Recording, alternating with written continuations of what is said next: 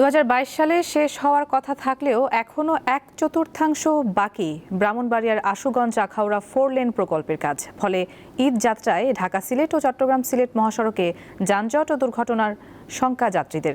প্রকল্প সংশ্লিষ্টরা জানান, ঈদ যাত্রা নির্বিঘ্ন করতে প্রয়োজনীয় সব পদক্ষেপ নেওয়া হয়েছে। হ্যাসেল ফ্রি জীবনের smart companion Walton home and kitchen appliance. Ashuganj নদীবন্দর থেকে আখাউড়া স্থলবন্দর সড়ক 4 লেন প্রকল্পের কাজ শুরু হয় 2020 সালের ফেব্রুয়ারিতে।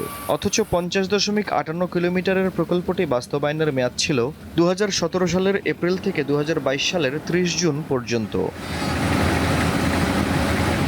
করোনা মহামারী সহ নানা জটিলতায় 5,791 কোটি টাকার প্রকল্পের মেয়াদ কয়েক দফায় বাড়ানো হয়েছে।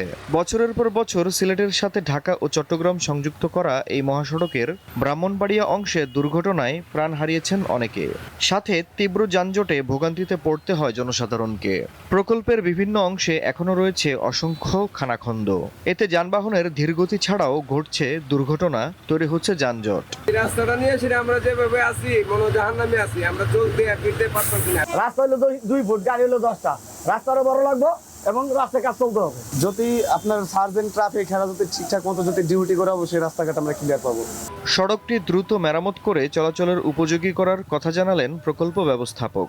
অস্থায়ী কাজ যেখানে রয়েছে সেখানে আমরা পাথরের লেয়ার দিয়ে রাস্তার লেয়ার করে আমরা সেখানে গাড়ি ছেড়ে দেওয়ার ব্যবস্থা করব। ফলস্বরূপ দুটি গোল চত্বরেই 4 লেন করে গাড়ি যেতে পারবে এবং এটি যদি আমরা সফল করতে পারি সেক্ষেত্রে আমাদের যে ঈদযাত্রায় জনভোগান্তি হওয়ার সম্ভাবনা রয়েছে সেটি আর থাকবে না। সড়কটি দিয়ে ঈদযাত্রা নির্বিঘ্ন করতে অতিরিক্ত পুলিশ মোতায়েন সহ বিভিন্ন পদক্ষেপ নেয়ার কথা জানান পুলিশের এই কর্মকর্তা। উক্ত কাজের কারণে বিভিন্ন জায়গায় যানবাহন চলাচলের ধীরগতি, এইগুলো নিয়ে আমরা একাধিকবার রুটস অ্যান্ড হাইওয়ের এবং প্রকল্প পরিচালকের সাথে আমরা কথা বলেছি। আসন্ন ঈদুল ফিতরে যাতে ঘরমুখী মানুষের যাত্রা সুন্দর হয়, নির্বিঘ্নে হয়, সেই জন্য তারাও তাদের পক্ষ থেকে চেষ্টা করতেছে।